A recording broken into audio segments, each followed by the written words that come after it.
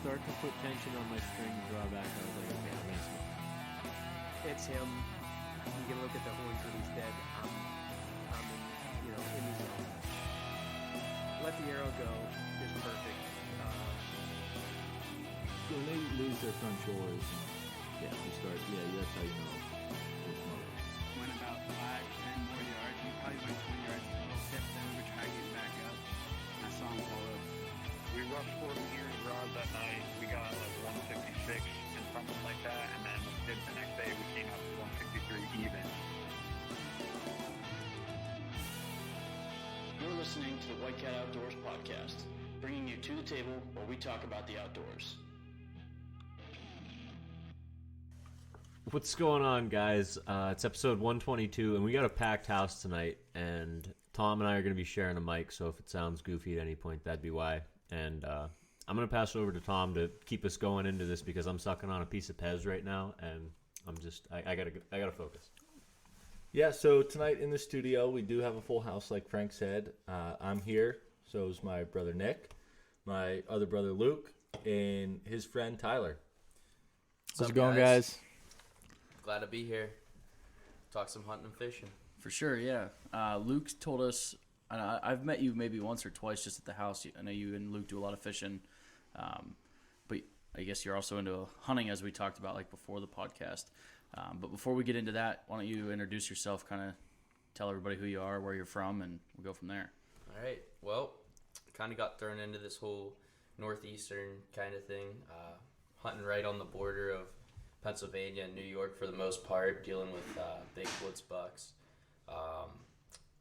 This year I kind of ventured more into like the urban setting just because I'm used to that. I'm from Pittsburgh. That's how I grew up hunting. 2-3 acre pieces of woods behind a house.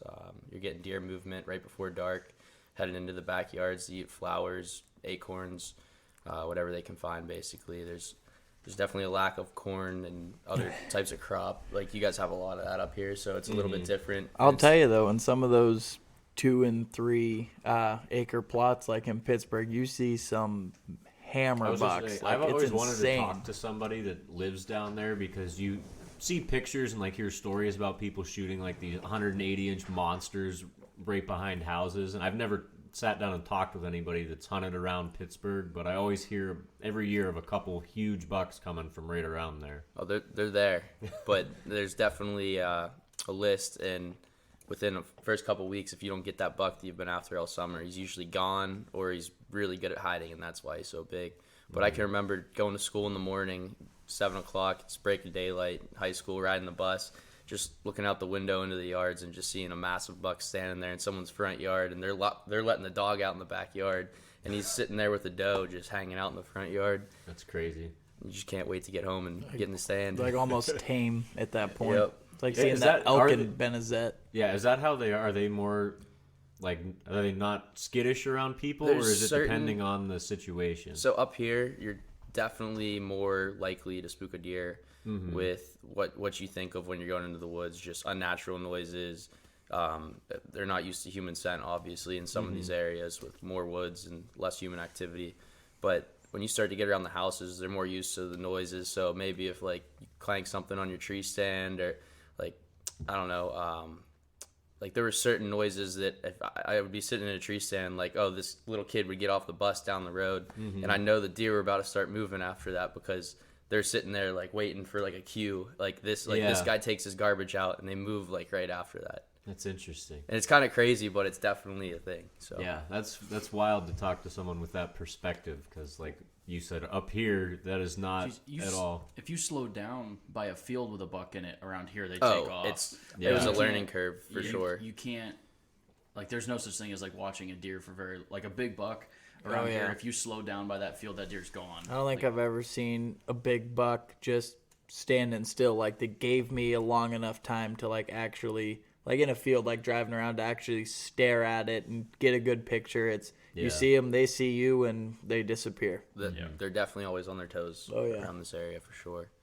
There's just so much good hunting land around here that people just fill up, and so they're just a lot pretty more, used. It sounds like popcorn opening day of gun season. It's almost comical actually, going outside and just hearing all the gunshots. But they gotta wise up to that, I guess. So what was your learning curve like I was just going gonna from hunting like that and not having to worry about certain things and knowing that style of hunting to coming to this area where the deer are acting completely different?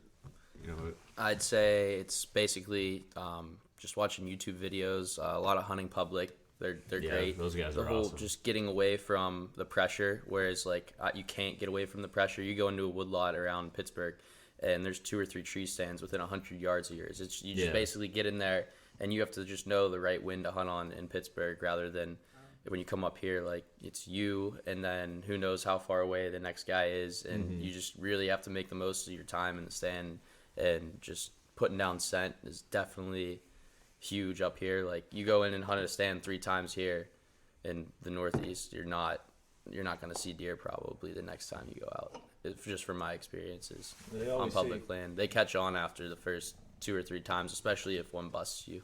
They always say your first hunt in a stand's the best Oh, one. 100%. 100%. But you also, I think there's another part of that where you can't sit back and not hunt a stand all season because you don't see the wind that you want or the right weather conditions, and you just have to make the most of the time that you get. Especially as like a college kid, I had to make the most of the days that I could hunt. So actually this year, the day I shot my buck, my roommate we were supposed to go fishing, and he called me up and he's like, "Hey, I can't go fishing today." So we had like an hour left of daylight. My spot was like 10 minutes away. I hopped in the truck, got in the stand, and half an hour later, 74 degrees out, 9-point comes walking down the tree line, making a scrape, grunted him into about 15 yards and drilled him. I was gonna say, I feel like the pressure that you put yourself, like, or it's not really pressure, but like being in college and knowing you have so much limited time. I did way better hunting when I was in college for that reason. I think because like I only had a few days to go out. I lived. You had to be perfect. Yeah, everything had to work out just right, and I just hunted, I think, a little bit smarter than I do now. And like I think I killed a buck every year of college, and then I haven't killed one in the last 3. Oh, So 100%. It's just like I used my time more effectively, and now like I have that mentality of I have all season. You know, I don't hunt nearly as smart. I don't think. And you hear so many stories. Like I remember Dad's, last big 9 that he shot. Well, not the New York buck, but his PA buck. This was probably, I don't know, close to 10 years this is a ago while now. But he was having the worst day. Like he climbed up his tree stand, dropped his bottle of, sparkling berry water, hit every he thought rung. was just plain Yeah, water. he thought it was just a bottle of water. But anyways, he dropped it out of his tree stand and it hit every rung of the ladder on the way down. So we had to climb all the way down, grab it, climb all the way back up, and then he opened it up just like a normal bottle of water. Well, it was carbonated, so it exploded all over him, made a loud fizzing noise and whatever. And then after about 15 minutes, that big 9 walked in front of him. So people are, like you were saying, You get Tyler, down like on you got to yourself, be yeah. so perfect and everything. Well, then you hear stories like that, like he's Yeah. dropping shit and making a bunch of noise and smelling like berry carbonated Aquafina, and a big 9 walks right in front of you. And that was in archery season. So I mean, whether it's you do have to be that perfect or hunt that hard, or it's just kind of one of those things you tell yourself to make it interesting. But No, you definitely do. I mean, you get lucky like that sometimes. But oh, to be I'm not consistent- saying it's easy. Yeah, like you can just go out there and make noise, but the pressure definitely does make it more difficult when those deer are hit so hard that those little mistakes, like dropping something or making a noise, are a lot more You really impactful than in places where, like you said, You hit kids that getting one on off the the head. school bus, screaming, and Mr. Jones is taking out his trash and whatever, and the deer don't really care because they hear it every day. Oh, there were times on public land up here in the swamps, and I'm in there, and it's 15 minutes left of daylight, and you get lazy after being in there for 3 hours, and you're like, you get down, I'm not gonna see anything, and so you just you're kind of packing up, and then you just hear that deer snort. It's 20 yards Yeah, away. they bust right there. Crept right in through the marsh. You never heard him coming in, and you just those are the ones that you always wonder what they were. Yep, Because exactly. that last fifth, like that's when it's supposed to happen, and you just got to stay on top of your game at all times, especially when hunting public land. It's like a competition against everyone else out there, and you just got to be the top dog. Yeah, you got to stay focused. I remember our cousin Lexi. I don't think she's ever been on here before, but she was hunting, and I'm Snapchatting her, as she's hunting, and hey, you seen anything? And she's like, no, I haven't seen anything all day, whatever. And she's snapping me back and taking pictures like, little doe or whatever that are in front of her and whatnot. And about 10 minutes goes by that, she doesn't No Snapchat me back. Snapchat And it was anymore. like, I mean, she was firing right back. And I was like, huh. Like maybe she got on one, or I don't know, maybe she's packing up and calling it early or whatever, because it was, getting towards dark, and she Snapchatted me about, 10, 15 minutes later. Just shot one, just put one down. I was like, that's awesome. Like, Yeah. she was just on her phone, kind of like you said. She was out there for 4 or 5 hours, real cold.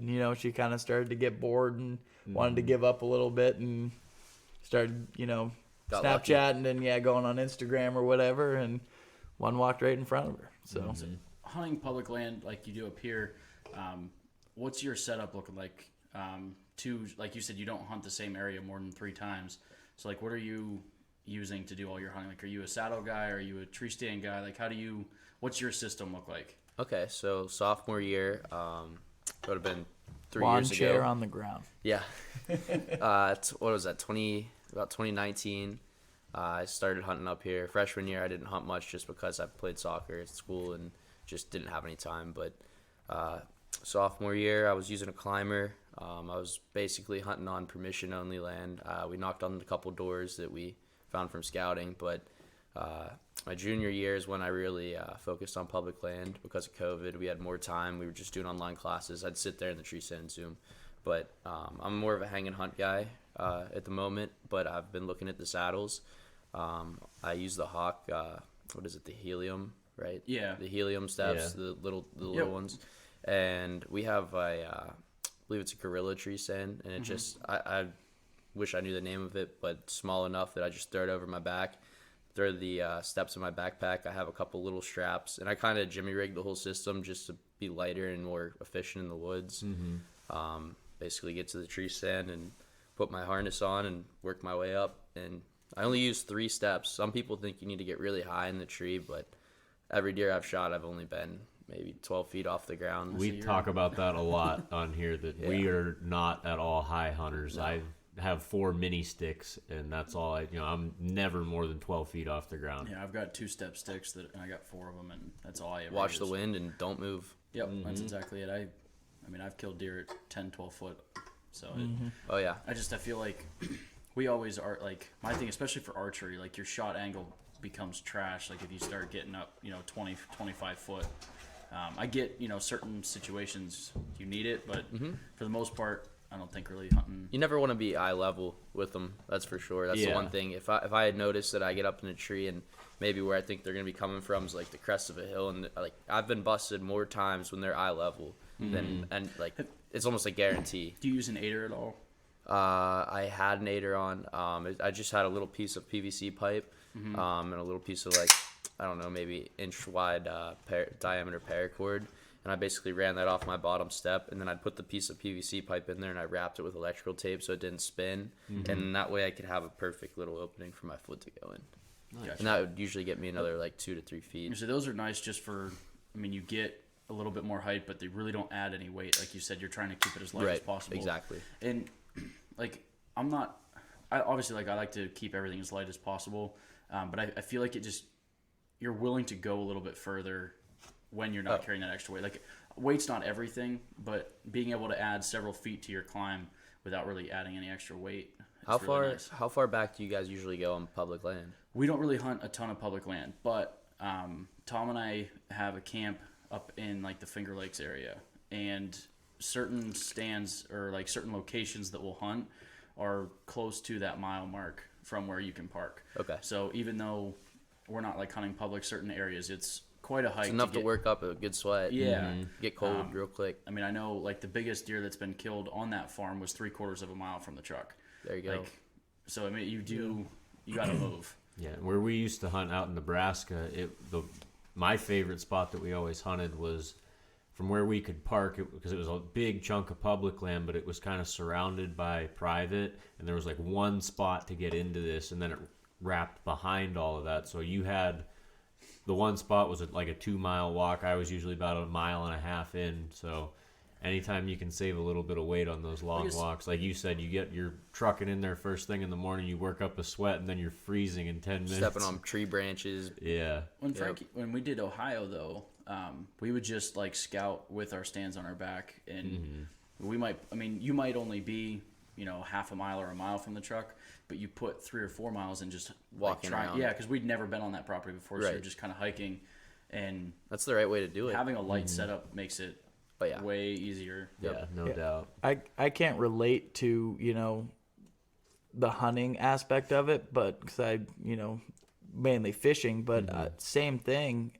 When I'm ice fishing, the lighter I can pack, if I pack real heavy, I set everything up, I have my auger, my hut, a bunch of chairs, my heater, a cooler, and everything. Thank you. If I set up,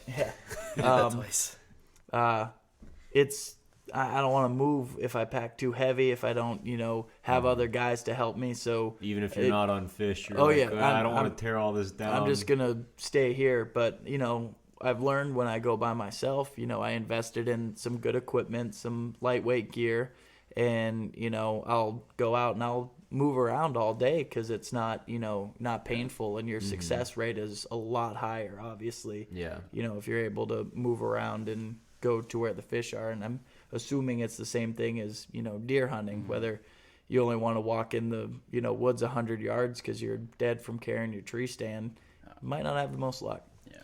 If you're looking to go towards like a saddle, Trophy Line makes pretty nice stuff and pretty reasonable. I've been using a Trophy Line saddle for a couple of years. Like I go like hybrid. Like I'll use a saddle for some situations, lock-ons for other, just because. Well, if you're hunting private land and you can put a lock-on, why not? Yeah, but like at the same time, I'll be honest with you. The more I hunt out of a saddle, the more comfortable I realize they are. My only issue is I feel like I move too much in a saddle, because like instead of like when I'm a sitter when it comes to like my hang-ons, I can sit there for hours without moving. When I'm in a saddle, I've got like that one pivot point, and I feel like I'm swinging back and forth. Constantly. Like it's like subconsciously. Like I'm just impatiently waiting. Yeah, exactly. You're impatiently waiting, but I'm like swinging back and forth versus just sitting. Gotcha. But they are super comfortable. I'll definitely look into that. Yeah. Yeah, I would take some advice from. I don't think I know anyone that buys and sells tree stands faster than Nick. I've seen it. It's aggressive. Yeah. But when he finds a good one, that's what it takes. He won't. If he buys one and doesn't like it, he's selling it and buying another one until he finds that one. So he's definitely a good guy to talk to and take some advice on. I like gear and being comfortable. Yeah, I mean, why not? So if you're a big gear guy, what about a camera arm?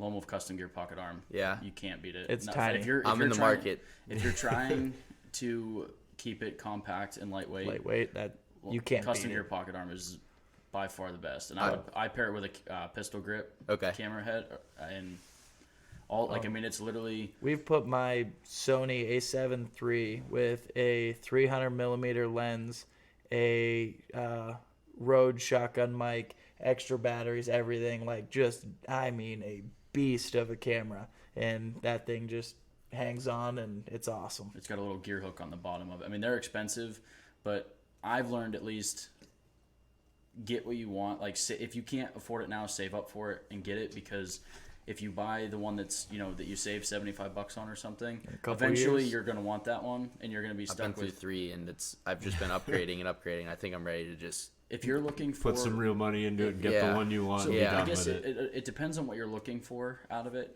If you're looking for this like outdoor channel like production quality, you probably want like a 4th arrow that's like hard mounted to the tree pretty much, but you're carrying around 10 pounds and it's ridiculous. It's not my style. It doesn't fit my style. Yeah, if you're looking to just like film your hunts, and I mean I run that pocket arm with like a pistol grip head and a Canon HG50, so it does like 4K, has 20 time optical zoom, and and it handles that thing perfectly. And I took some really cool videos this year with that. I can show you after the podcast. I got Tom's buck. I filmed We even him did shooting his a buck. You guys were review on showing the me that pocket arm, last didn't week, we? yeah. Yeah. So we I shot a review watched. video. I definitely Yeah. watched it on And YouTube. in the video, I mean, we take it off the tree and Nick throws Oh, it in it's his tiny. back. He throws it in his Yeah. back pocket and we leave. Like it's so if you're going for that aspect of lightweight hunting, And there's even guys. that's it. I'm seeing now that are buying that camera arm and they're taking one arm off, so it's just like a 2-arm deal. I like that. So I mean, just to break it down, Even I smaller. messed around with that a little bit on those small muddy Shirt arms, pocket those cheap arm. ones. They're Yeah. like $50. Back when I was in high school, I used to sell film a lot, and I took one apart and I took one of the arms off, like you're saying. But yeah, I seen guys doing that with the pocket arm. they're just not made to last. No, I mean You these get what things you are- pay for. I mean, when this you're thing bigger, is you water jet. 100% get what you Water, pay for. yeah, Yeah, they're aluminum. water jet cut out of aluminum.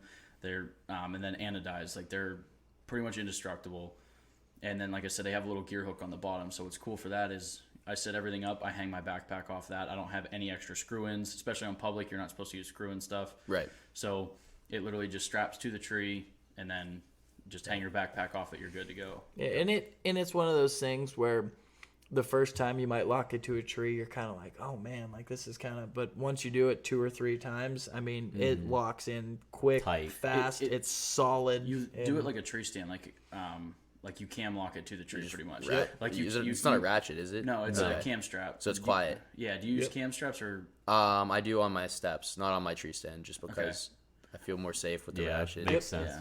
I still. I use actually cam- put 2, even though the noise. I always put one on and then I put another one on right by the seat. Just Yeah, to- see, I use one strap on the. I use This like might one be a- cam strap just below the seat. Gotta, I do the same you thing. gotta I do. one No, I'm- strap it, man. I've I would done it no with barely strap any. it. I would no strap Yes. it if it was possible. I've done it, but it's just a little. You're sitting up there, and the whole time you're thinking about it. Yeah, I if know I'm what sitting you there mean. all day, I'm putting 2 on, and I'm just being comfortable. Yeah. Yeah, I mean, especially if you're gonna be there all day. Yeah.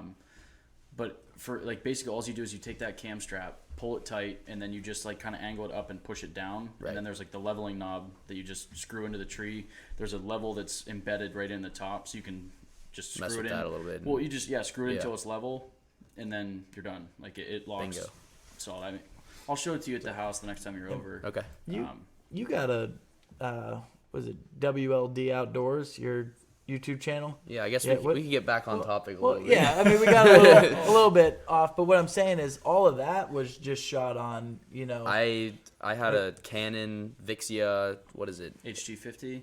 No, Or no? less. Oh, Less. okay. Like, your camera? yeah. Oh, dude, I watched the first him- one I with the watched him microphone. The slide first down a one that hill. was. Oh, yeah, man, but it's you the put first that- one that had a microphone input available. I think it was You like put that $200. camera through hell, dude. But you know what? I've filmed a lot on that camera, and it's done me well. I can't that- complain. it- It might not be the that best thing's picture quality, bulletproof. but I tell you what, one of I'm never worried about it. Oh yeah, I mean it's bulletproof. like the video quality is, I mean, obviously it's like important, but at the same time, one of my favorite YouTube channels to watch is Hunting Beast. Ted okay. Nugent. And- Oh, Oh, No. it's just home video. It's I mean, the best. are you familiar with Oh, yeah. Dan and Fall with Oh, Hunting yeah. Beast? Yeah, so what were we his watching? shit at is your house? That was an old one. That was Kirshner, Bob Kirshner. From like the 70s, 70s or backyard 80s, bucks. dude. Like I'm We're talking, like talking 180, VHS tape. 180p, dude. Like That's horrible. nice. like all of Dan Infalt's stuff is filmed on like the camera Mom used to film our wrestling matches on. And, But like, if you know what you're doing That's and you have good awesome. content, that's all that matters. Oh, Yeah. it's, exactly. His content's amazing. Content over and the like, dude quality kills, like, of video. absolute giants on You know what I public mean? in the swamps. Like No one wants to sit there and watch you talk for an hour and not see a deer. that's like I have a hard time. Like I have a bunch of video edited for like Tom's, but there's like no commentary whatsoever. It is literally like a 2-minute clip of like the deer coming in, Tom shoots it, and then like an intro on front of that. Like Well, that's you gotta. You almost. I like. It's I don't know if those videos that we watch are on high fence areas where you can talk, or all that film's B-roll. taken after they Yeah, you actually got it. shot the I deer. don't know, but So I for mean, me personally, like we're I'm not- trying to that's get not like me. we're trying to get authentic footage. That's why I and- can't publish half of it because I say fuck too many times. That is true. Beep. That's literally like Beep, every. beep, beep. Yeah, like- mom's like, hey, I want to see that video. Oh wow, the audio must not be working. Sorry, mom. Yeah, it's just I don't know, like it's just like raw emotion. I mean, every time you shoot a bucket, you just go nuts. Oh, I had Oh, a you got to edit it out. There's I certain. I mean, not too. You want to leave the main parts in there, but the parts that Yeah, you can't Yeah. be like. Most of my footage is pretty authentic and just unedited. Well, Tom forgot I was even filming him when he shot his buck, like because I've never filmed with Tom before, and he like totally like it. If you look at like the whole footage together, all of a sudden Tom's like, "Oh my god! Oh, I forgot you were recording. I didn't even like. I had the camera pointed right at him. He had no idea." So has your hunting experience changed at all since you started filming? In terms of like maybe ruining a hunt, or maybe after you shoot a buck, just like you're saying, like just turning around and having to know that you have to talk to the camera. So for me, I don't know if I've just gotten lucky or not, but probably I would say it would have been 2016 or 2017 was the first year I decided I wanted to film. And I went like for the first, I had a GoPro, and first time I went out, I was at my buddy's house. It was opening night, and I shot a buck filmed it with my GoPro and brought it back, and I was like so disappointed because I couldn't see shit. Mm-hmm. I don't know if like you've ever used a GoPro to try and film anything more than 3 feet away. Yeah, they suck. That's how I started. So I started with that, and it was like it was like that little cube GoPro, the one that was like I had a Hero 3 Plus. No, is when I filmed that buck. It was like a Session, or I don't know. I think it was called a Session. The little cube. Hero Session or something like that. It was like the little cube, and it was like all you had to do is hit the button one time, and it was automatically recording. Yep. But so I got back to camp, and you could like barely see the hunt. It's this little brown thing out there. there. Yeah, so I was like so discouraged. When you shoot, it goes whoom, and you can't see anything for about 30 seconds. Yeah. Yeah, so like that got me really discouraged. I didn't have any money because I was in college, so like I couldn't buy a camera. So I was like, I kind of just put it down after that. I had like that one video, and then last turkey season, I decided to start filming, and Tom and I go out. That was a good video. Yeah, Tom and I go out 2 days in a row, double down. When's that coming out? I don't know. That one probably won't because there's too much color. That's one that you need to mute the audio. There was some live feelings going on there. Yeah, I had been in the hospital for like a week before this. Like I was out of the hospital for less than 24 hours, or less than 48 hours. Sorry. Limited out in New York. Brothers on property with a cabin they built. Like there was high emotions. Was back in the hospital right after. Like yeah. So all that, and then this hunting season was like the first year I like had a camera with me every time I went in the woods. I had my camera unless it was pouring rain, and I don't think it messed me up at all. Opening morning, I filmed really shitty film of a stud up at our property. Because I personally like I would rather kill the deer than get it on film at this point in my life. So I was like, I had my camera on because there was like a doe coming through. And then I like look up, and like behind the doe, way up there, I see this stud, and I like audibly was like, "Oh shit," because I don't know, it just shocked me, and I didn't touch the camera whatsoever. So like I have this tiny little blurry footage of him up in the top corner, and that's it. But then I got a doe on camera and Tom's buck. It's like it's definitely a process. It's definitely a challenge because like what I do anyway is I keep the camera pretty much zoomed out all the way because most of my archery stands. My shots are inside 20 yards. Like, that's just the way I set them up. Keeping it zoomed out. So I keep it all the way zoomed out, and the camera is always pointing where I expect the shot to be. So, like, that's what works for me. So as soon as I hear something, I can just lean over, turn it on, and just get ready. Like, the doe, I didn't really care, like, if I screwed up a doe. So, like, I did try, like, once I heard her coming, I turned the camera on, and I didn't even grab my bow until she was within 15 yards. Like, just because I was like trying to film her, and then I was like, okay, I got an opportunity. I left the camera where I figured the shot was going to end up, grabbed the bow, and was able to get her like perfect. But if a buck comes through, I'm not playing that game. So I don't know. It definitely adds a whole other aspect. So buck first, camera second. Oh, 110%. You're still buck first. Until you start, hanging. I think some days it's different. On the wall. It depends on the day. I feel like if you're in a filming mood, it's camera. Like for me, that's what I found. Yeah, I try and get my. I feel like a camera helps you stay calm. Well, stay calm and not shoot a buck that you might shoot some other time. Like if there's like a buck on the line, I think for me, I had a lot of fun this year filming a buck. Like I passed up probably that one buck in New York. I don't know. He was probably like a 16-inch white 8. But he was nice and tall. It was a nice buck. Yeah, and it was a borderline. It was right there, right on the line. And instead of shooting him, I was able to just film him for several minutes. I have It's like shooting them. I had him inside 10 yards, perfect. I mean, like beautiful 4K footage of this buck, and If you didn't have the if camera, I didn't have a camera, I may have shot him just because Yeah. like I wanted to be able to like get a hold of him or whatever. But I got a really good look at him with the camera, and that was enough for me. It was kind of like taking the edge off. I'll back that. So Yeah. that I think helps a lot. Oh yeah. and sometimes afterwards, like showing your buddies like the video, like it's just enough. Like I'm showing you Oh, here. look at I the deer that I easily didn't could have show. shot Yeah. this. This deer could be in the Yeah. bed of the truck 'Cause, right like- now if I wanted. Because to. you hear a lot of people like, "Oh, I passed up this buck. I passed up this buck," but to have the video and say like, "Hey, Oh, look, I I have the- shot this video of this deer." Yeah. There's I no have BS I'm filming here. him. You know, he comes into like a food plot that I was probably 80 yards away from. I have footage of him coming into that, hitting a little scrape, and then coming right down the trail to me, cutting in front like 10 yards, and it was good enough for me just to film it. It's just yeah. as good as shooting them. Right? Yeah. I mean, if it's a big buck, I wouldn't say that, but for the most, like for a buck that's like borderline, Oh, yeah. I felt totally content. Like, you know what? That's as cool as it gets for me. I got really cool footage of it, and it makes cool B-roll. Oh yeah. And So I just like kind of tuck that film in the back. So if I need like intro video or something, I have like really good Yep. footage of a buck. Right. for B-roll, like right in the beginning, or even for like the picture or whatever, like at the, cops called, neighbors. Actually, I have a video. funny like that. enough, You have a cops You- called video? he was fishing. I have a cop chase and video. He was fishing, and this dude falls off a He didn't cliff. fall. Well, he jumped off a cliff. My buddy Brian and Yeah, I are tell the standing. story. We're standing there fishing. And then we'll get and back to hunting public land. We just got to this spot. I'm not gonna spot burn anywhere, but it was Oh, loaded with fish that day. He gets hooked up to a fish. He's fighting it, and I look up on the hill, and this guy, he's in a Canadian tuxedo. He jumps about, I don't know, probably like 14-foot cliff into about 3 foot of freezing cold water, barely not frozen. So basically January. He gets up out of the water, starts walking up the bank.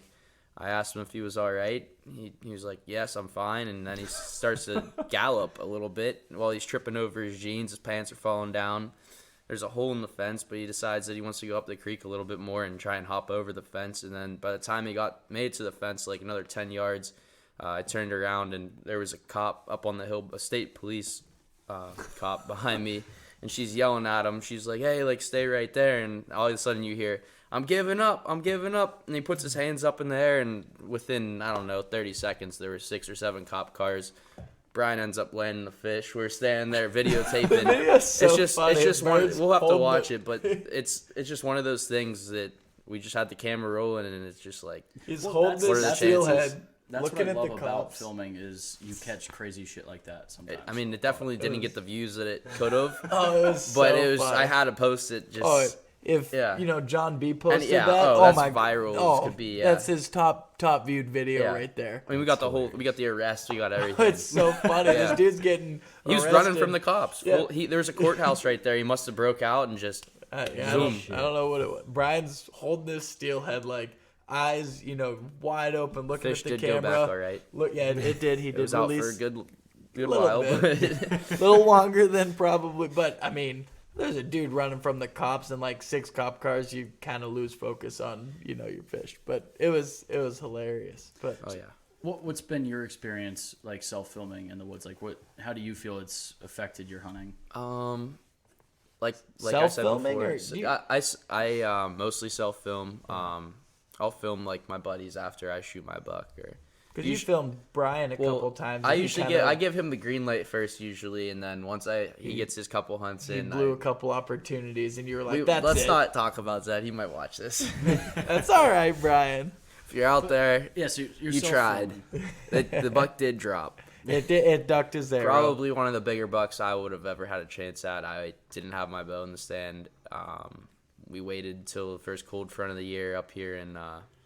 Can I say names of places like towns? Or, If do you whatever want you to, want. I mean, it's I mean, up to yeah, you. It's up to you. okay, so Erie. Like Yeah. we're hunting up in Erie, so it doesn't really matter. So it It's doesn't It's really pretty narrow. broad. Yeah, it's yeah, pretty broad. I'm just giving people an idea of where we're working Yeah. with. Yeah, we usually just like kind of That's generalize it to Right. Northwest PA. Okay, yeah. I keep saying Northeast just because, yeah, that's even that's where you localizer. are. Yeah, but Yeah, that kind of throws people off because they think like Northeast, North- like end of Pennsylvania, but All right, so we're heading up here. The in northeast end of the northwest point of Pennsylvania. Northwestern PA. Two knuckleheads are driving around, knocking on doors, trying to find permission. We get this really good spot. We're like, all right, we're gonna wait till the first cold front, get in there. One night we go in, get set up. Within 20 minutes, I mean, we still had 2.5 hours, 3 hours till it got dark, and like I said earlier, really just like. It's luck half the time. This deer, this mature buck's coming in, probably 3.5, 4.5 years old, just big old body. Didn't have quite the rack that like you'd picture on a big buck, but he had the double patch on the front. Ooh. We had trail cam pictures of him. I mean, I was shaking just as bad as he. Like he probably didn't even know what was what the relevance of or how like good of an opportunity this was. So this deer comes walking by at like 35 yards. He goes out, checks a scrape in the field, and I knew there's a bunch of houses, so he wasn't going to keep. He had to turn around and come back. So on the way back, I grunted at him a couple times. He ends up coming like maybe 7 yards closer. Told him he used his 30-yard pin. If there's anything that I could have done to change the situation, maybe just told him to slow down a little bit.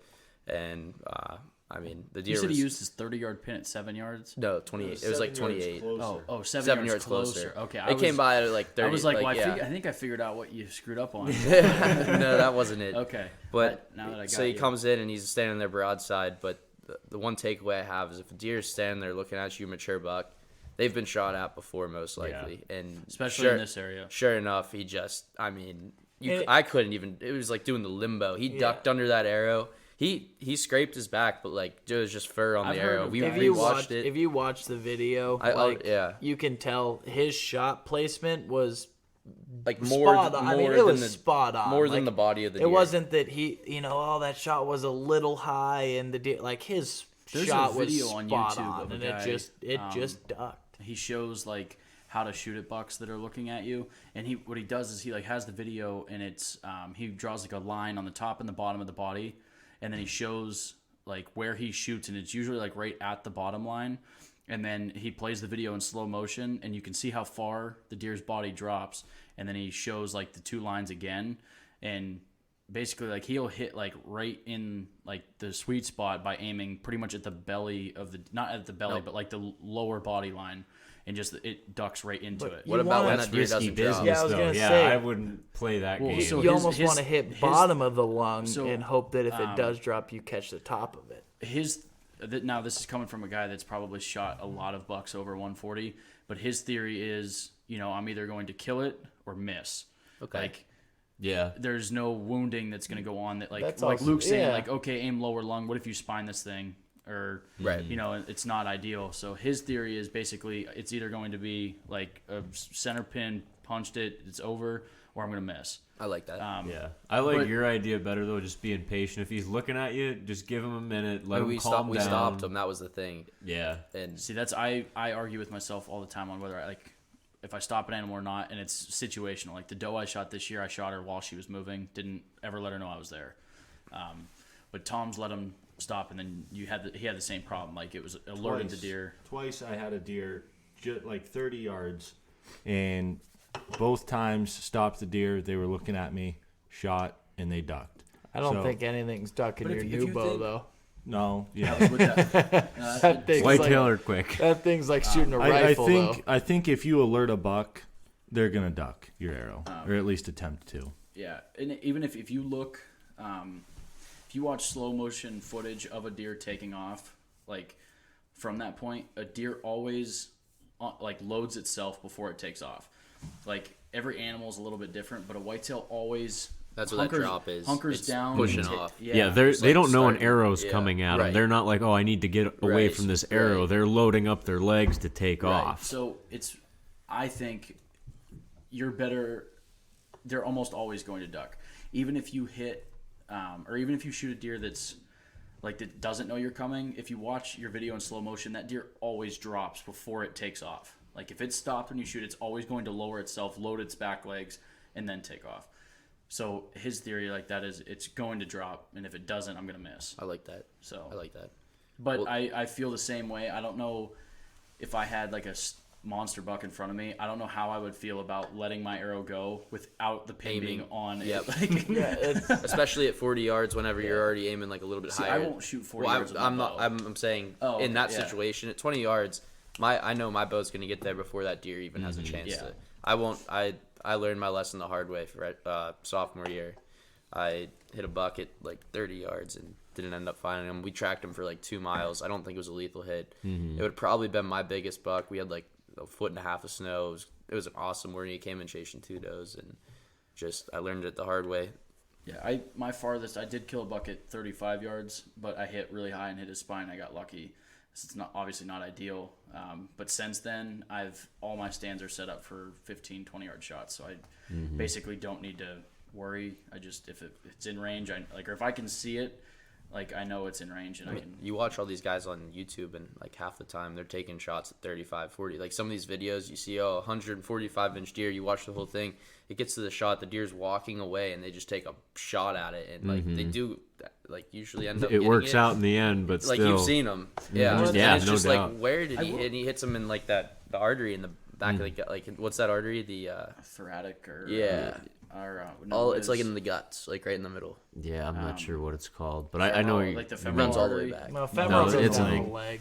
Well, they've hit that too, but Oh yeah, I've seen deer, only go and they're 15, like, 20 he yards. dropped right there, and then they like don't show you like the shot or anything, and it's like, well, Well, nice. I know Nick. I've seen Nick practicing in the yard, over 60 yards just to. I go out to Oh, the but when you corner. come back I to mean, 20, I've you're watched just, it- it's well, like yeah, throwing darts. He's standing. I'm like, his arrow's lobbing, and obviously he's never going to take a shot that far. I but shoot regularly at 100 yards. Yeah. Over the summertime. Just, And Oh, it's fun. But It's good when- practice. but you come in to when those 20 deer are 15, and 20 yards, they look like freaking Boom. ginormous. You can't miss. even if I shoot 100 yards, say I throw a dozen arrows at 100 yards, even if I step into 60, I'm throwing like snuff cans, like 3 arrows in the snuff can at 60 yards. Are you going Oh, out yeah. west anytime soon? I want to. I just There you go. yeah, because if I'm hunting muleys or something, I have to be able to shoot 70, 80 yards. Right.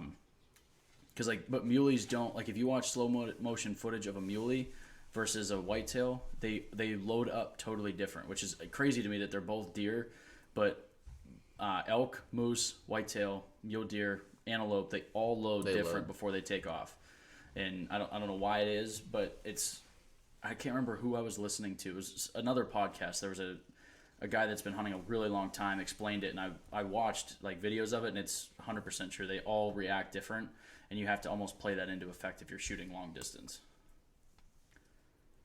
But back on topic about the whole camera arm thing. Yeah. So yeah, that was just everything's on that was more or topic. less a time whenever I wished that I necessarily wasn't filming and I was the hunter. But another time was last year, the same day that I actually shot my buck. It was probably one of my best days ever in the woods. I had 4 bucks come in all at the same time. I got some great footage of them.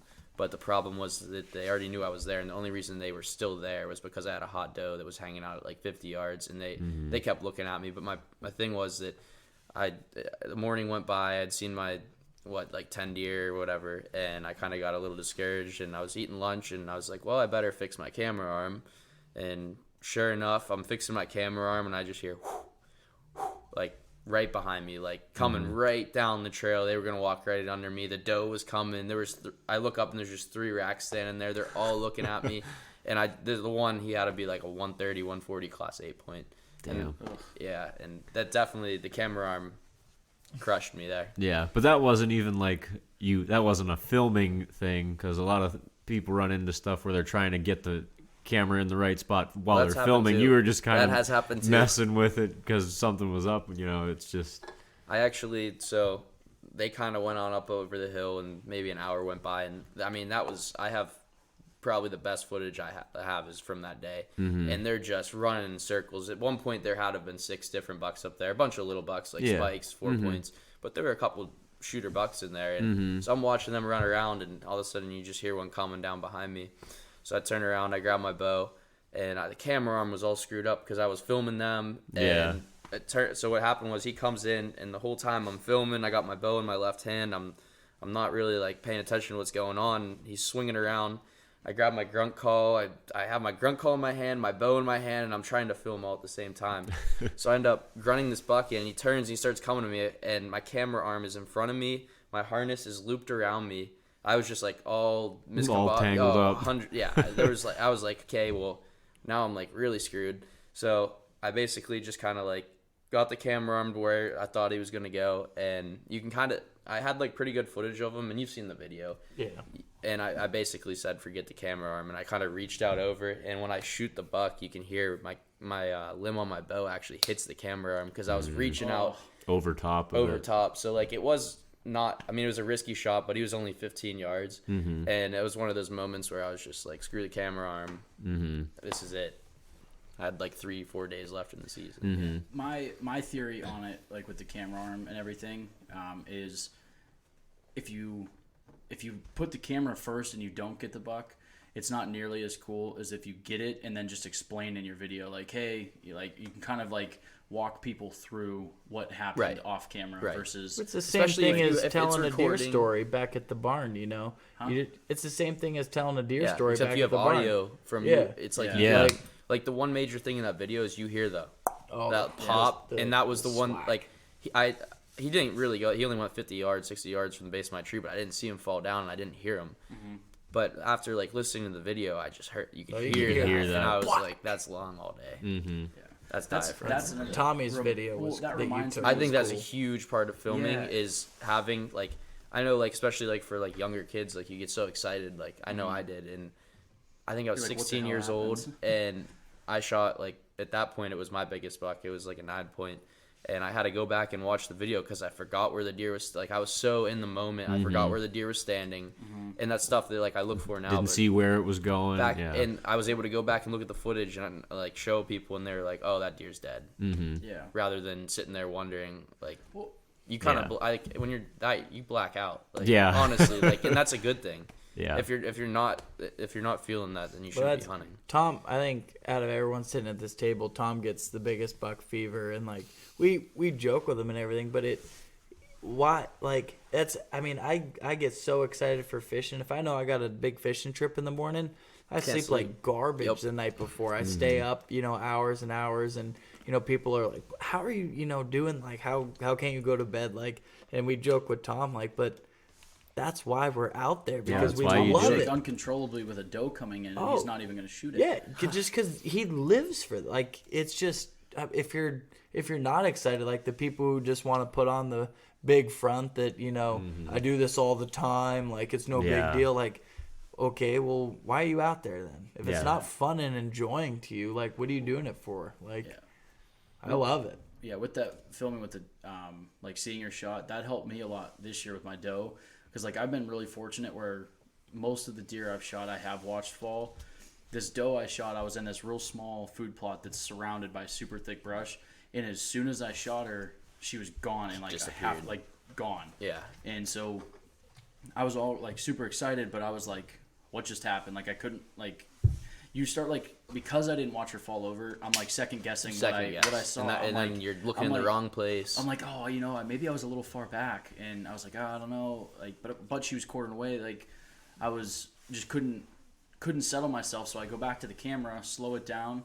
And I'm still in my stand. Like, I don't even think I had texted Tom or Frank that I shot one. I'm, like, watching the film, and I'm like, okay, like, watching it back, I'm like, that's a dead deer. 100%. I can watch that. Yeah. Showed it to Frank when he got to the barn, and he's like, "Oh yeah, dead deer." Yeah, no, there's no question. He smoked it. But it was like she was quartering away. Like I did, if it was broadside, I hit far back. But because she was quartering so hard, walking away from me, I went in like between the second and third rib from the back and sliced liver and both lungs. So like it looked like on camera because I don't know if you noticed this. I'm kind of like going a few different directions with this, but your camera's not shooting the same angle your eyes see. Yep. So the camera makes it look like she's broadside, but from me, she's quartering away pretty hard. So like the video almost I looks never like I never put that into perspective. Yeah, you think that like it's like a POV, you know, like you're wearing a GoPro. no, that camera is 4 foot from where the Yeah, action's that's It's actually. like True. someone sitting next to you and you Yeah. can't see the deer because it's behind a tree for them. Same Yeah. idea. Yeah, it's like watching a baseball game where you're watching a pitch. Well, you're not actually had standing a behind the buck- catcher. You I had a know, buck in New York this year that I came to full draw on, and the camera makes it look like I've got a perfect broadside shot. Like, why didn't I take that shot? But Wish you would have been where the camera was. if I was exactly, if I was sitting in the camera, I would have been money. Yep. But I basically I took a picture from my stand right where I was, just so I could explain it to Tom when I got back to camp. Like, because he'd be like, this, "You I idiot! was You like, this should've camera shot." doesn't show what I was seeing. So Pretty good. Like you were saying, the one you shot, like I don't think it gets much better than hitting 3 out of 4 vitals. You know what I mean? No. Like, I mean, is it possible? Has anyone hit I've all? done it. You've hit all 4 vitals. Yep. Liver, heart, both lungs. Absolutely. Archery or rifle? Archery. How? How? Quartering away the Rage 2-blade broadhead. That'll do it. Just kind of moving Rage. around. Did you get in a there pass and- through, or did it get stuck inside and just Oh, it was work its pass way through. around? Well, That's Tom, Thing I still didn't- went like 100 yards, but it was like straight downhill into the bottom of a ravine. Just a death run. Tommy's bow, it slings him down. It's shits a and gets. it's a compound crossbow, if you will. His thing's It's disgusting. It's a prime G5, but it's a pretty fast bow.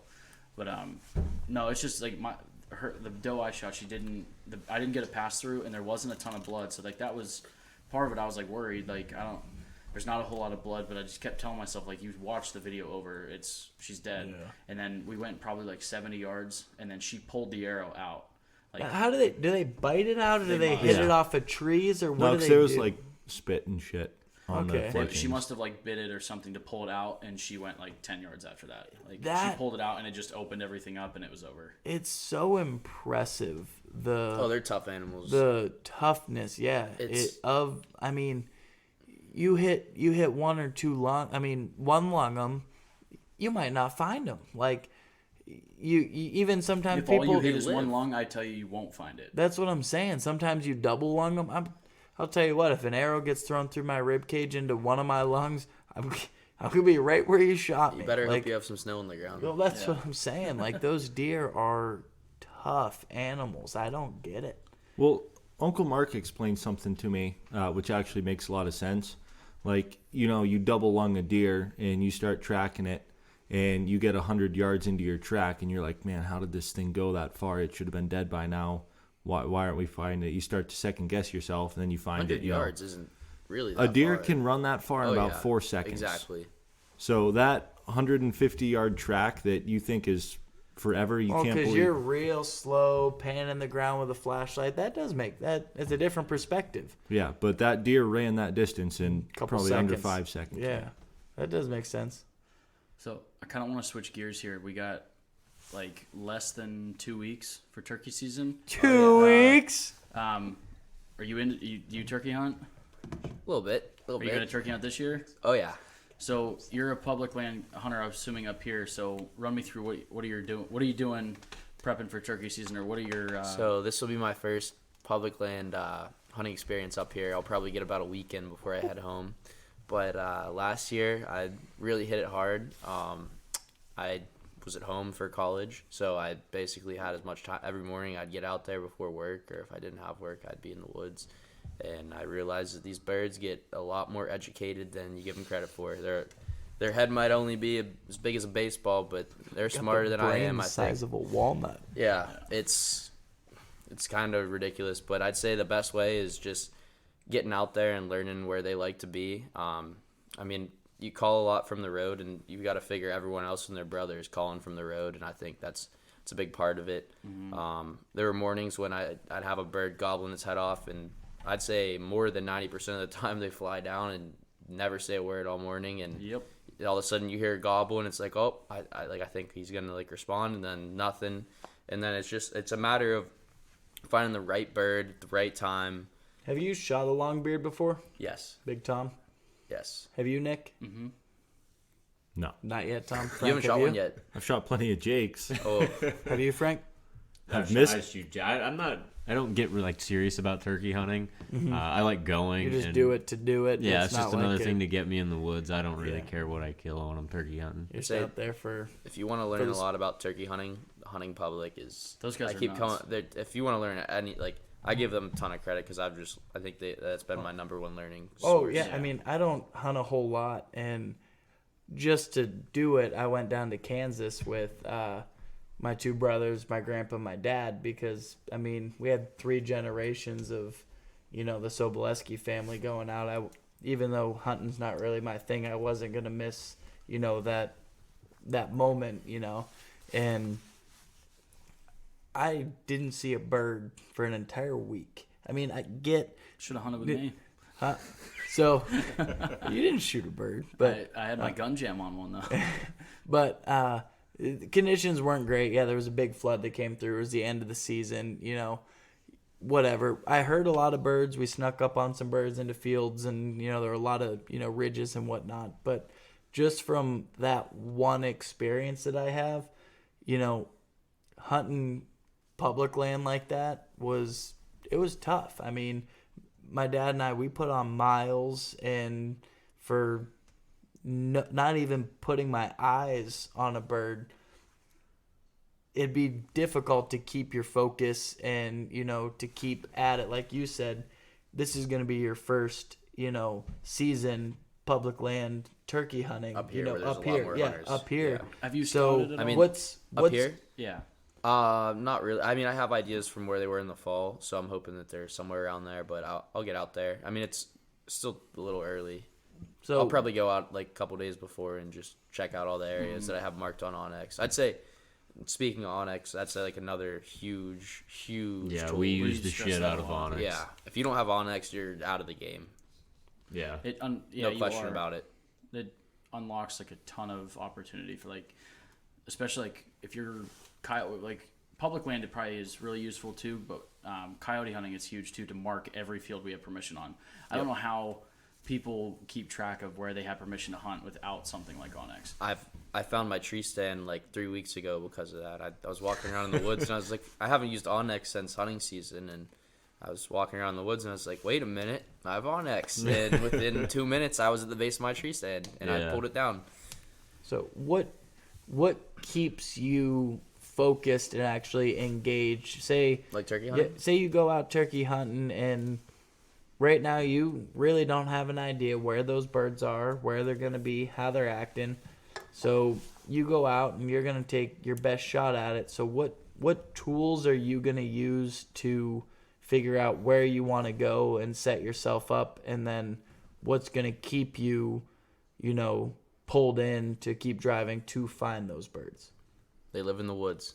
That who says that, Stringer? The deer are in the woods. You got to get out So, there. yeah, and but like you just gotta, they asked me about fishing. If I fish a new lake, I What- take what my boat. strategy I am I take gonna out on take? boat. All right, so I'm looking at structure. I'm looking at water depth. I'm looking at vegetation. I'm looking, for pinch points, high traffic areas. What are you looking for when you go into a new spot? Like, you're looking at your Onyx map. It's some public land. Where are you putting yourself based on that map?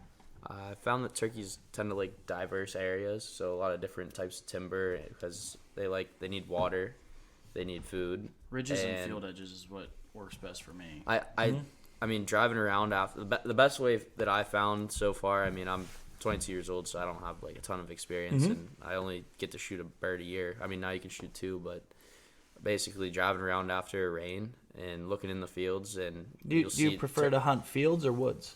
I think it's easier to hunt them. I mean, you have more access to woods on public land. There's less because they're gonna go in some like they really like that like short grass. They don't want to when it's wet out, and like especially in the spring when there's like dew on the grass and everything.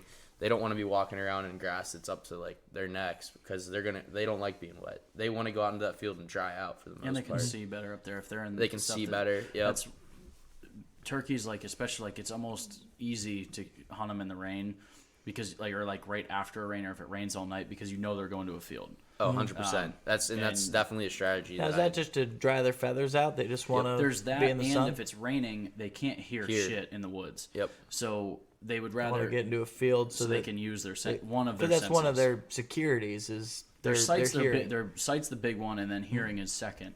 But if they lose their smell hearing, and taste are probably last on the list for So- their security. I wouldn't say that I'm like a road hunter necessarily, but if I sit there all morning and it's raining and they're not gobbling because they don't usually when it's raining, I'll get in the car and I'll warm up, drive around, maybe go get like some lunch or something, and then take a lap around like all the public land near my house. McDonald's. See, yeah, McDonald's app. Get the McDonald's Sponsored.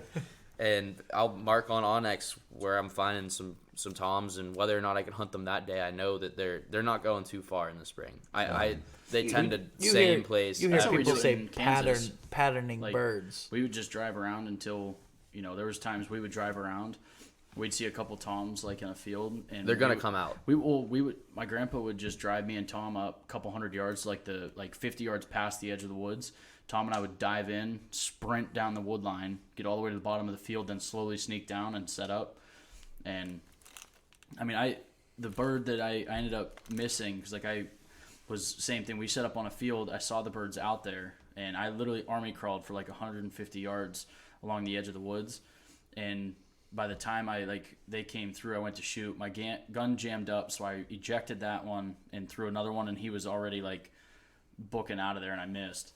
But it just like that hunt lasted like literally like 25 minutes just because we You get saw a bird him. that's hot. Yep, we saw Yep. him. I jumped in and it was just like Yep. jumped on an opportunity really. Like it had nothing to do with anything I scouted earlier or anything. Yeah. You could sit there and call to a bird all morning that's 200 yards away, move 50 yards, maybe 100 yards, and just get into his little zone, and he might come. I've had it happen. Yeah. I mean, I might have only killed 2 turkeys, but I've missed my fair share. I was saying, for every turkey you kill, you probably have a lot of interactions with 10, 15, 20 more than that. I think I was on a missed streak of like 8, probably called in. I mean, I've been turkey hunting since I was probably like 14, 13 years old, and every year I've had an opportunity. Yeah. And there were years. PA's got to be one of the toughest states to hunt. I've heard from a lot of guys that say if you can kill a turkey in PA, you can kill one anywhere. Yeah. And it's they'll come in quiet. And I know too. It's a little bit different now. In the past 5 years with the population, going down quite a bit. I do believe that population is coming back a little bit. I'm seeing more turkey now than I have previously in the past, 3-4 years, but it's still not to what it was, 5, 6, 7 years ago, where every field you drove by, had a flock of birds in it. It was crazy. Do you think that's just because of a hard winter up here? Pittsburgh has no shortage. It was a mixture. Wet springs. We had wet springs. We had cold winters. Thanks. We introduced fishers. The fishers aren't nearly as big of a problem as we thought. We talked to a guy from the National Wild Turkey Federation. Fishers really don't have much to do with. But I'm just all of there's those things. It's a little bit. It is a little bit. The harsh winters, I think a lot of things played a toll into it. There could have been, I haven't done my own research into this, but there could have been a spike in, possums or raccoons or coyotes or something. That's the biggest thing is the nest raiders. Because I know when I started hunting raccoons, nobody traps anymore. When I first started hunting in 7th grade, I was getting $20 for a frozen raccoon. Like, I didn't have to skin it or anything. Oh yeah, just a raccoon in a garbage bag. Yeah. Now, when I flesh out, stretch, and dry a coon, I get like $1.50 for it. So, like, I don't trap raccoons. I don't trap possums. Yeah. So there's all of these. No one does it. Skunks, possums, raccoons, fishers. They're all nest raiders, and so if they find a nest, they're not going to eat one egg and call it a day. Oh, they're going to take the whole nest destroy the entire nest. Yep. Well, one, just for their own need, and so like it's just their survival. It's not their fault. That's what they're what they've been doing since the beginning of time. But the fact that nobody is taking them out anymore and maintaining that population is what's having that adverse effect. But so yeah, I think you mix that with some harsh winters, wet springs, and it's just. It's I remember devastating. one of those winters we had. I relate everything back to fishing, but what is it right now? April. There was a ice fishing season not that many years ago. We were ice fishing in March. It was... Yeah, I remember that. We were ice fishing on a foot of ice. Yeah, it was like 50, 60 degrees outside, wearing T-shirts on, 12, 14 inches of ice. Like, I mean, that winter was cold. I mean, there were multiple times that there was, zeros and, negative numbers. And those poults that were born that year, like those, less than 1-year-old birds, there's no way they can make it through that. Mm-hmm. The couple winters we had where we were setting records for feet of snow, they just get suffocated below it. That's what I was thinking. So, what do you call them? Turkey birds? Yeah, thunder chickens. The turkey bird. Swamp roosters. Yeah, the turkey bird hunting has gotten, I in my opinion, just from the people I know that hunt, because I don't do it personally, but a little more difficult in recent years than it has been. So it's going to be even more of a challenge for you, and take a lot of focus and dedication to get that bird that you're after. What's your standards for this year? Being your first year on public turkey hunting, it's got to be a long beard. Gotta be a long. You're not. If it's got a beard, I'm not out there to shoot a Jake. I mean, I have nothing. There's nothing wrong with it, especially if you're like a youth hunter or if you're out there trying to get your first bird. But there's something about just having a long beard all fired up coming into like 15 yards. It is different. I mean, I'll be honest with you. You're saying there's not something. It's like shooting shooting a legal buck to me in a way. Like I'm not out there. Like I'm not a trophy hunter by any means, but if it gets me excited, I know as soon as I see it. That's my problem because Jakes still get me excited. We get 6 or 7 Jakes, like just going off. It gets you all fired up. Oh yeah, and my thing is like I've shot longbeards, I've shot Jakes. Like I've got. Have you shot Jakes after you've shot longbeards? Yeah, like 3 of them. Oh. Like for me personally, like it just gets you excited. Well, everybody's different, but like my thing is, at least for me, when you're like telling like a buck story, everybody's focused on like. How big was he? They're talking about like the size. Like, no, I'm not saying like to degrade it, but like a big part of like a deer story is like how anyone big that doesn't know anything about hunting is that's a big buck. Yeah, but like for turkeys, not you walked 2 miles back in the woods. Yeah, for me, it's like turkeys always seem like it's more about like the experience of the hunt, and they were gobbling back and forth, and then it's like you got the turkey, and not as many people really even pay attention to like how big was the beard. Oh, they're not that's one of the last questions how long they was asked. the turkey? Yeah. So like for what me, did score? Like, I mean like I kind of wrestle with it. Like I would like the one time I was with my grandpa and I had a Jake come in, and I passed him up, and then like an hour later that same Jake with another, like there was 2 birds that came together, and like an hour later they had basically just followed this same pattern we knew they were going to be on. And they came back in range a second time, and I was like, I let you go once. Like, you're getting smoked now. You're coming home with me. But, so, like, I don't know. I get super excited for turkeys, and if it happens to be a Jake, if I get super stoked. That's what it's all about. Yeah. I'm not taking anything away from that. If it excites you, like, that's same thing with fish. I get so, like, irritated with people. They, catch a nice fish, and it's the biggest fish that they've caught. Or the biggest, one of their most prized possessions, and they're so proud of it. They want to mount it, they want to keep it, and they just get absolutely like trashed on. Like I've caught fish twice that big that I didn't mount, and it's like, okay, fishermen are like even worse than hunters with that stuff. Like a lot more hunters respect a decent buck. But, like, if you catch a decent fish or, like, something you're talking about, the fishing world is a lot harsher about stuff like that. I mean, Tyler, like, you can't post anything on social media, like, without getting ready to get reamed out. If you post I'm big into steelhead. I'll post a picture, what I think, nice 7-8 pound fish. Yeah, it's not my biggest fish. It's not my littlest fish. It's a nice above average fish. Bigger. That I took, yeah, exactly. Like, I've caught fish in the double digits, but I caught a nice pretty fish that was 7 pounds. I wanted to post a picture of it. The comments aren't, hey, nice job, pretty fish. It's, I caught one bigger. Like, why'd you even take a picture of that? Where'd you get it? Like, yeah, it's such a brutal environment. Yeah. I think one of my pet peeves, like, with that stuff is I hate hearing or seeing people make excuses for the animal that they killed. Like, if you're like, I don't know how many times I've seen not the biggest buck, but, or, I wasn't going to shoot him, but, or like, I hate that. Like if you were willing to kill it, you own that shit. 110%. Like if you're gonna sit there and try and like deny it a little bit, like why'd you even shoot it? Yeah. Like if it got you excited, own it and move on. Yeah.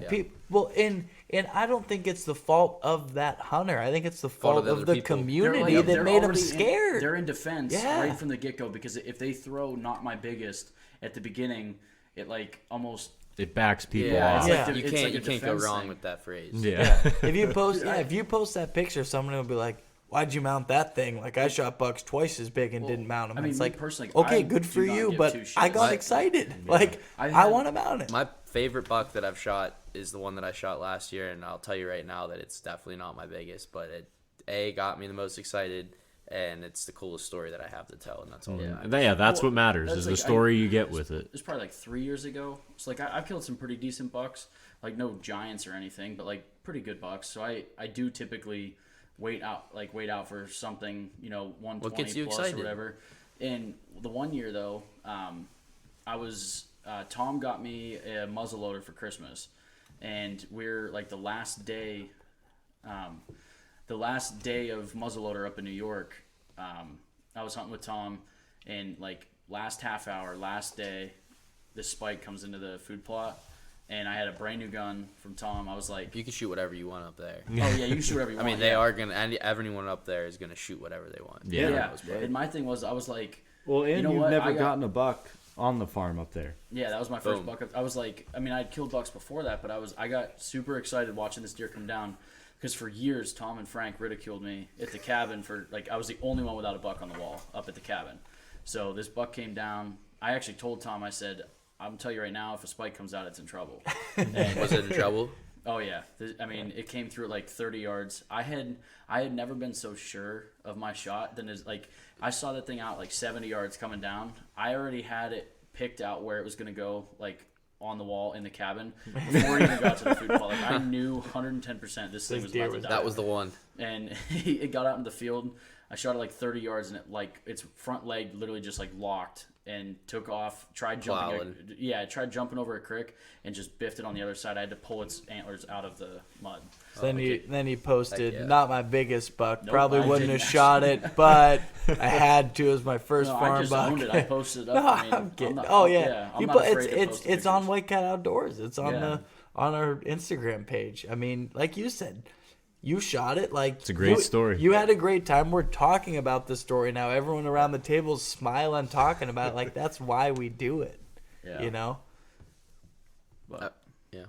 I mean, everyone wants to shoot a big buck. That's of course. you go into the woods, you Yeah. don't walk into the woods and say, "Oh, I'm going to shoot a small buck today." It's, Everyone wants to catch, the You know, biggest and- fish, shoot the yeah. biggest buck. But guess what? All of a sudden, 100-inch 8-point comes walking by, and your heart beats so hard you think you're gonna have a heart attack and fall out of Yeah. a tree stand.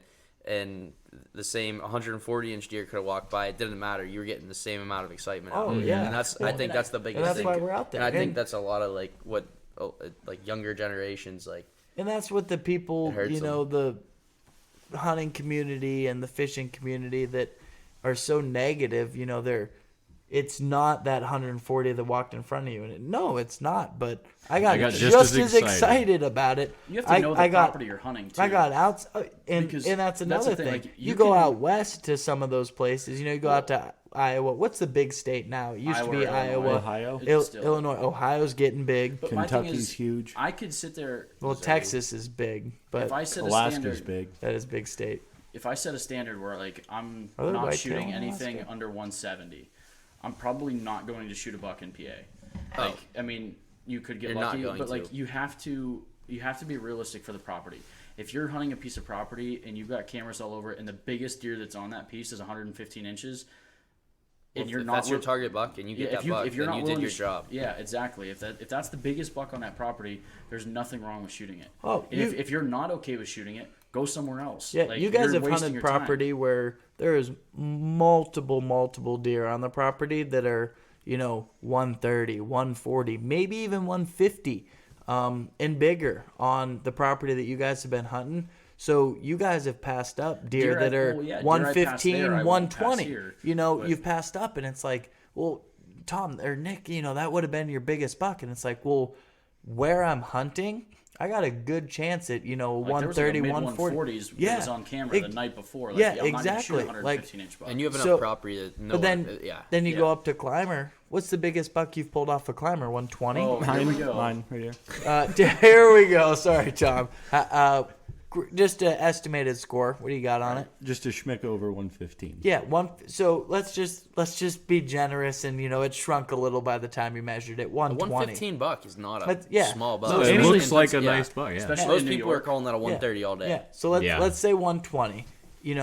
Oh, yeah, that with the right deer- angles, it's a 130. Like, 145. If this buck had width, it would be a 120. I love the ifs. was- I love the if statements. It's 13 Those are inches my wide. favorite. If this buck had mass, if But it this had buck bigger had, hooves. this buck had 6 more points, twice the mass, Be a 3 170. inches of width. I would have passed it. Let it go for next year. Yeah. But, anyways, I know we've just kind of been spitting little stories and whatnot. But if to pull us back a little bit, if you could give one piece of advice for somebody from out of town, whether it's a college kid like Nick said, some of his favorite times hunting and most successful were while he was in college because he knew he had to make the best of his time. You're a college kid now. You're going to go home for summer, come back for college. What is one piece of advice you could give, either other college students or just people from out of town, whether it's on work or they're going there solely to hunt, but to, pick that property and, be successful. on a hunt? Maximize the success with the short period of time. Yeah. November 1st through November 12th. 100%. Skip all your Focus your classes efforts and be in the around the rut. So, yeah. You're getting so, deer that are coming off of yeah. private land if you're hunting on public land, and you're getting deer that just don't have a care in the world. So And- focus on that rut because, how many they're times not- have you heard, people shooting deer that during the rut that I never had a picture of that thing on camera because, those deer travel during the rut. They get stupid. That's why yeah. you can't hunt moose in Alaska on the rut because everybody and their brother would shoot a, Yeah. legal moose. Definitely focus on areas that maybe you wouldn't otherwise focus on at other times of the year. So more like places where they could trap a doe up against like a highway or somewhere like they could corral a deer. Like I hunted this swamp and basically I knew that something was it was like an island. And I knew that a buck eventually was going to push a doe into that little piece of woods and trap her against that island. And sure enough, it happened. But I wasn't lucky enough to get a shot at it, but The plan came together. Oh yeah. There's just like little things and don't overlook areas that are close to roads. Up in New York, I had class, so I had to get down at like 11:30. Got in the tree stand real early. Didn't see a deer all morning. I could hear him like crashing around out in front of me, and I'm talking like I'm hunting on a swamp. There's like one tree, barely. Goes back to the whole hanging hunt. I think I used one set of sticks and I used a branch to get in, and I might have been as high as maybe 7-8 feet off the ground, but it was the only thing I had. I was sticking out in the open. When I moved, the whole tree would sway. So I get down out of the tree stand and I go to class. I come back the next day. I was about to pull my tree stand down, and there's a picture of a shooter buck on my trail cam. He was there half an hour after I was gone. That hurts. But it just proved my theory that there's a road 20 yards. So at my truck, I'd get there real early in the morning. I'd park about 100 yards up the road. I'd walk down the road, cut in. Maybe 20, like I had cars driving past me all morning. Like I'm sure they could see me in the tree stand, but it's those spots that you overlook. And I knew that eventually a deer, it was just a little pinch point, he was eventually going to have to like come through there to get to the bigger piece of woods.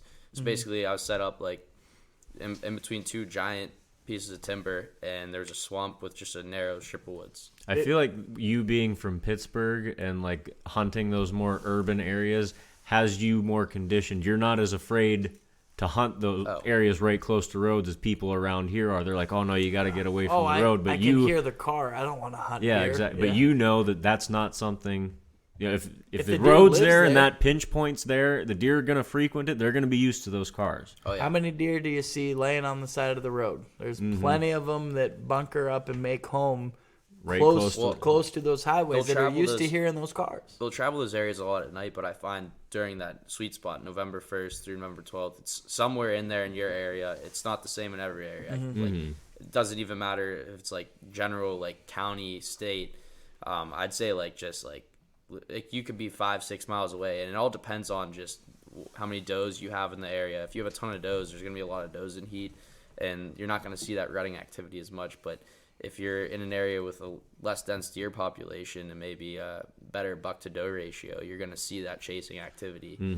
And I'd say, like, I had a spot in New York where I definitely had a hot doe come through in the morning, and within an hour I had the day I shot my buck in New York, I had 4 or 5 bucks come through, and I hadn't seen a deer in 3 or 4 sits in that spot. But like all it took was that one deer, and I had all the deer on me. Yeah. Now, I've heard very similar stories to like what you were saying, where places where there's a, high buck to doe ratio, during the rut, those buck are going nuts because there's not many doe and they just need to run, and, they're covering a big amount of area just to find them doe. But I've also heard the flip side of the coin, and the way that the guy explained it to me, he said, if you're a buck, a single buck, going to a party, he said, are you going to go find, the property or that party that's only got a couple doe on it?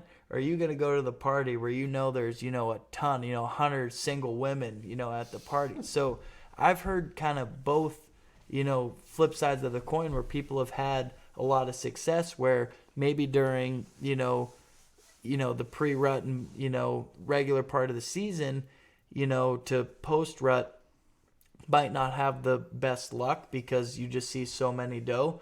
During the rut, it's very heavy in buck activity because You have of those that does dense on your property. of that dense population. So, I haven't does- spent enough time to create my own, judgment of it, but That it does just- go along with kind of like what I was saying. So basically, if you have 3 or 4, maybe like one doe group living on a certain property, well, here's your couple bucks. They're gonna come in and they're gonna breed like those 5 or 6 does. This is just And- me being no, inexperienced. you're not wrong. No, I'm does not. one buck breed multiple doe? Oh, Or yeah. will one? Okay. Yeah. So one buck's gonna breed as much as he can. The dominant buck's while- gonna breed as many bucks, does as he or, can yeah, as many while does. he's in Yeah. heat. Okay, Yeah. I didn't know. I'm just, And there's gonna be little bucks that get to breed does if you have Yeah. a high doe. It all depends on the buck to doe ratio and your deer densities. is any buck pretty much mature? Like if you see a 1-year-old buck, Yes. like a spike, is he mature enough to breed? I've seen a button Okay. buck. Okay, yeah, Try. I don't know. I don't know if they're- I've seen them try. if they're fertile Yeah, enough. they know what to do, but And that's like I said, I'm not a big hunter. I don't Nothing know. like hearing a grunt and you hear some chasing, and all of a sudden here comes a button buck chasing Yeah. its sister. They don't know. Yeah. But I'd definitely say like you're not wrong, and because like that's so like it's just what I've if heard. you if you maybe like this group of does gets bred, but then all of a sudden that November 1st through November 6th in this area is great, and then all of a sudden those bucks are gone. They're out 2 miles away looking for does because all the does in that area have already been bred, and then all of a sudden in another area from November 6th till like the 12th, it's on, and it's just nuts, and the woods is on fire, and like you can't go wrong. If somebody made you pick, we'll start at the horn over here and we'll work our way around.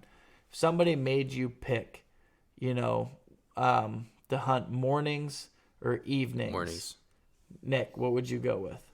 I think I like evenings better, but to be perfectly honest with you, I have more success on morning hunts.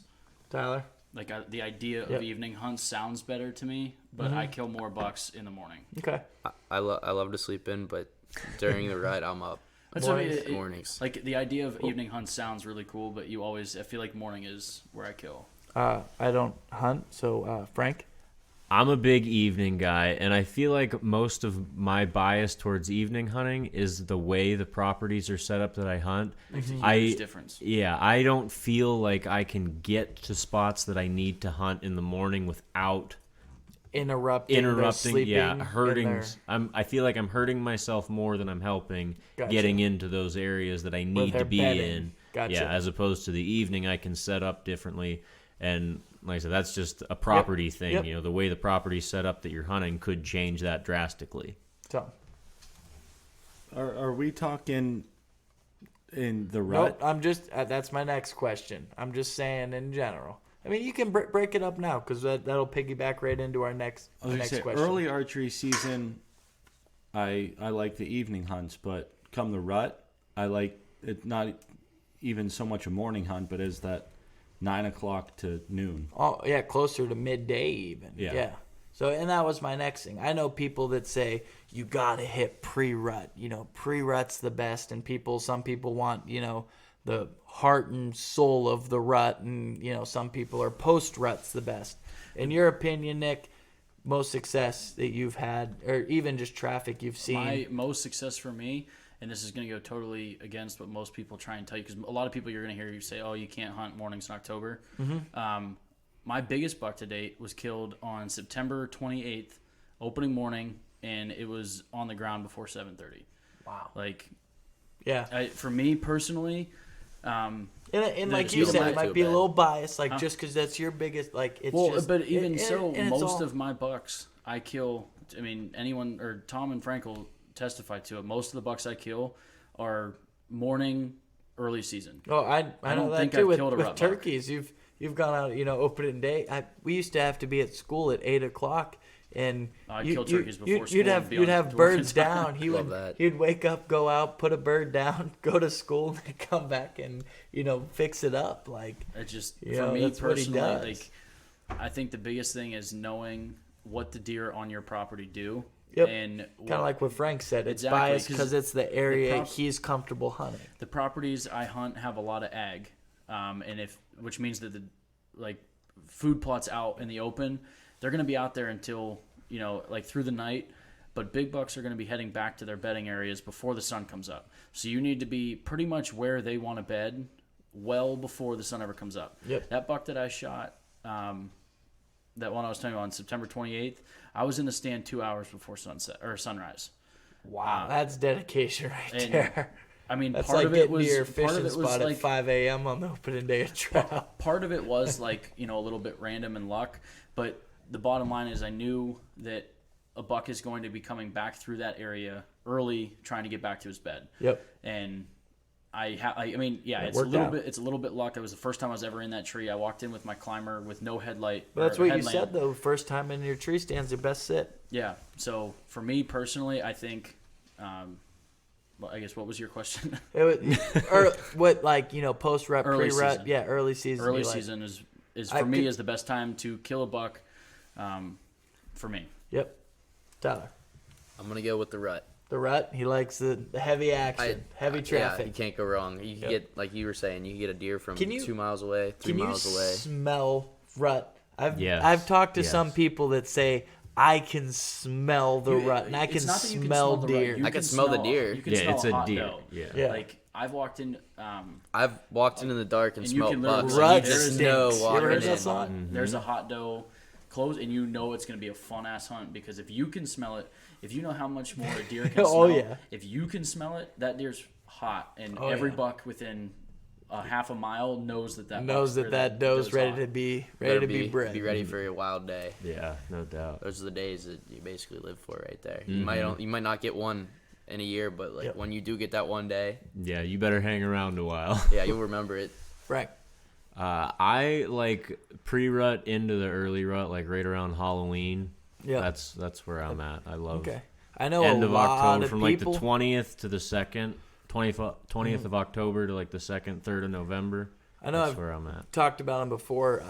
Hunter Daniels. One of his favorites, Halloween. He, for some reason, that's Halloween, the latest I've ever killed. I've never killed a November deer. Hunter shot my biggest buck on Halloween. Hunter loves Halloween, dude. I think it's a superstition thing, but I always. And that's what makes it fun. I have superstitions about fishing. Halloween. It kind of marks the start of the whole process. You know, superstitions and little things that you think give you an advantage that maybe or maybe not. That's what makes it fun. Usually that's like right around the time of that first. It's like the turn. Full moon. Yeah. Right after that full moon's clearing up, that's when everything lights up. Tom, what about you? Tommy. I like the pre-rut chasing phase. Yep. I think like at the peak of the rut when like the does are in heat and they're locked up with a buck. Yeah. And they're just bedded with that buck all day being bred. Yeah. It's a very boring time to be in the woods unless, you're right in their bedroom. Yeah. But yeah, right in the heat of things when the chase is on. Yeah. That's a good time to be mobile. Not to interrupt, but that's absolutely. when you want to be on your using your saddles and your hanging hunts, because if you're not in it, then you're completely out of the game. Exactly. There's been times I've been in the woods where I'd set up and then I'd saw 2 or 3 bucks come through like 70 yards out, and I'd get down and move, because if 2 or 3 of Luke will tell you a story. I was going to tell you this. Let me tell after you're done finishing this, because it's from a non-hunter's perspective. You can't be afraid to move if you're not in the action. But go ahead, Luke. So, I don't hunt a whole lot, obviously, but Nick wanted me to come out, hunting with him and, just spend some time together. And I brought my camera out to, do some filming. And he sets us up in this nice, permanent tree stand. It's, built almost like a little tree house kind of. Holding hands. Yeah, pretty much.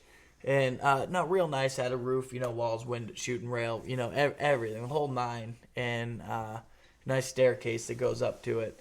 And so we're set up in this tree stand in the morning and had, the most room. We were thinking just trying to be comfortable for filming. And we see, nothing really, going on at first light.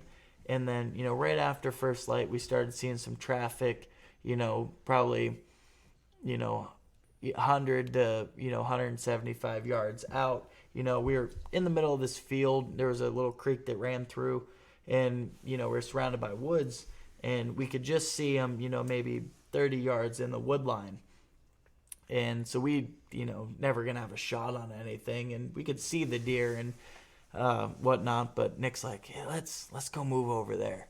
And I'm like, what are you talking about? That's where all the deer are, right? Like, we're going to go spook them. And he's like, we got to that's where the deer are. He's like, we got to go put it. I'm like, aren't we going to, just mess everything up? And he's like, honestly, he's like, my motto, he's like, I like to get there quick, set up, and, let the woods calm down, and, then they'll be fine. So you get different hunters. Some people want to be super quiet, not making noise.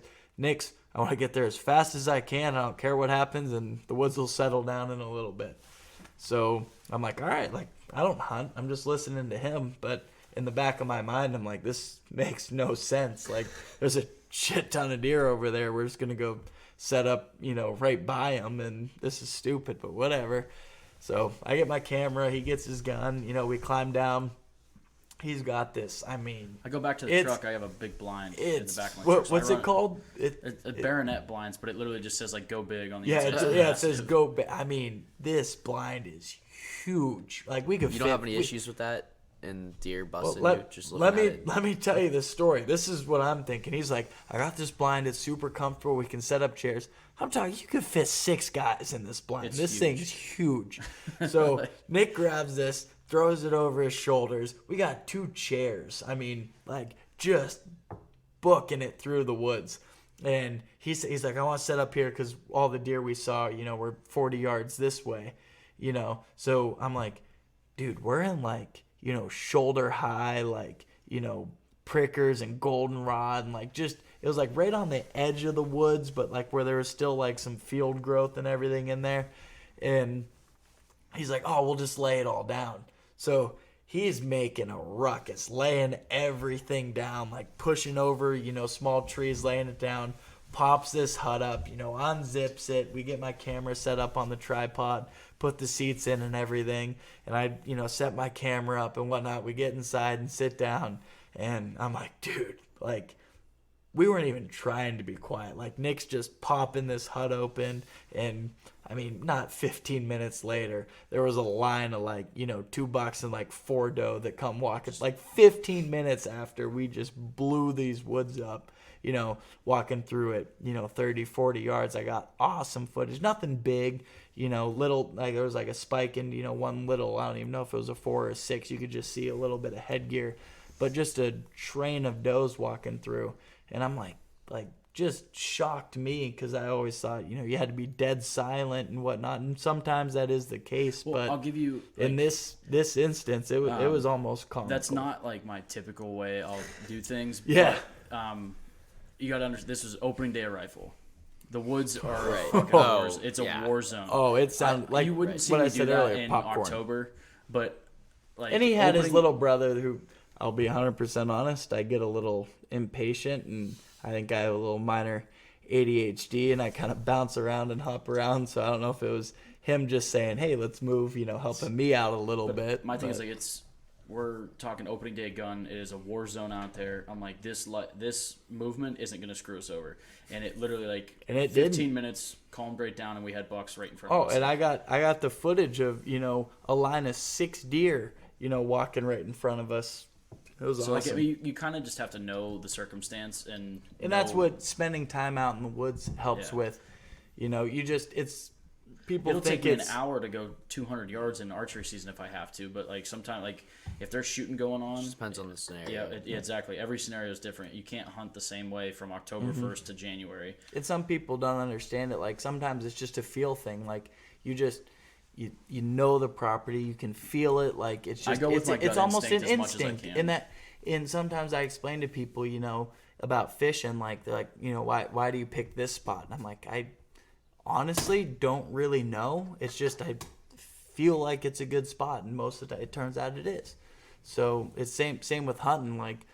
A lot of times, there's a lot of things you can do to put you in that spot. Look at the land and read sign and whatnot. But sometimes there is just that. Well, there's a reason.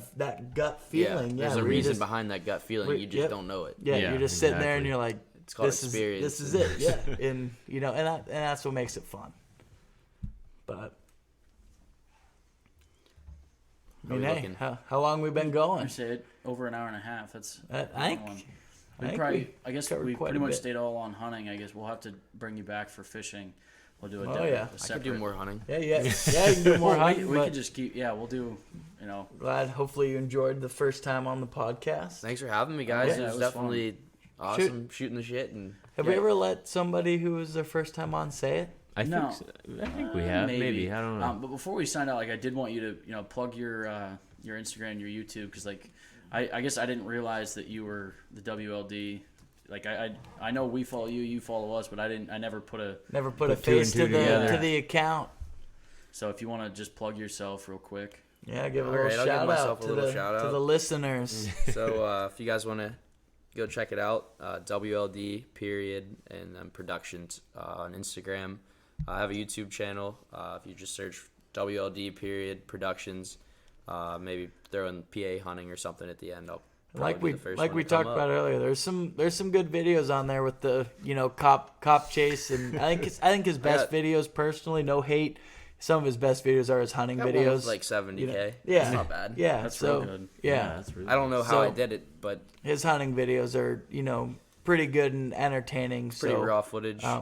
Yeah, it's awesome. 3 or 4 kill shots on there. And go give them a look. They're pretty good, and maybe even we could do a collab or something. That can inspire us a little bit to start putting our YouTube channel together. Heck yeah. Well, if I kill early or something, or vice versa. But yeah, thanks again for joining us. Thanks, buddy. It's nice talking to you. Good luck to everybody. That's going to be, by the time this releases, we'll be less than a week away from turkey season. So just make sure you guys are all getting outside.